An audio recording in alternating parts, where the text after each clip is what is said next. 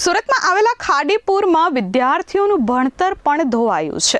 બાળકોના પુસ્તકો પલળી જતા રાજ્ય સરકારને પત્ર લખવામાં આવ્યો છે. નગર પ્રાથમિક શિક્ષણ સમિતિ દ્વારા 1 લાખ પુસ્તકોની માંગ કરવામાં આવી છે. સુરતમાં આવેલા ખાડીપુરના વિદ્યાર્થીઓનું ભણતર પણ ધોવાયું છે. ખાડી વિસ્તારના 1 લાખથી વધુ પુસ્તકો ધોવાઈ ગયા છે. આ અંગે નગર પ્રાથમિક શિક્ષણ સમિતિના ચેરમેન રાજેન્દ્ર કાપડિયાએ મહત્વની માહિતી આપી છે. ખાડીપુરમાં પલળી ગયેલા પુસ્તકોને રાજ્ય સરકારને પત્ર લખી મંગાવવામાં આવ્યા છે. વિદ્યાર્થીઓના 1 લાખથી વધુ પુસ્તકો આ પૂરમાં પલળી ગયા હતા. પૂરગ્રસ્ત વિસ્તારમાં રહેતા લોકોના ઘરોમાં 7 થી 8 ફૂટ પાણી ભરાયા હતા. પાણી ઓસર્યા બાદ અસરગ્રસ્ત વિસ્તારમાં પહોંચ્યા ત્યારે વિદ્યાર્થીઓના વાલીઓ પલળેલા પુસ્તકોને સૂકવતા જોવા મળ્યા હતા. રાજેન્દ્ર કાપડિયા, અધ્યક્ષ નગર પ્રાથમિક શિક્ષણ સમિતિ સુરત.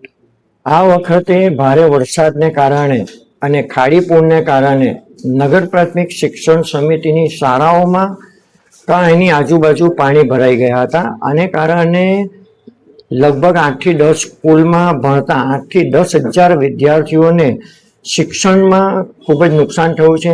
ક્યાં તો ખાડીપુરમાં એ લોકોના ચોપડા પલળી ગયા છે, સ્કૂલ યુનિફોર્મ, બૂટ, મોજા જેવી જે નગર પ્રાથમિક શિક્ષણ સમિતિ આપે છે એ બધી વસ્તુઓ પલળી ગઈ છે.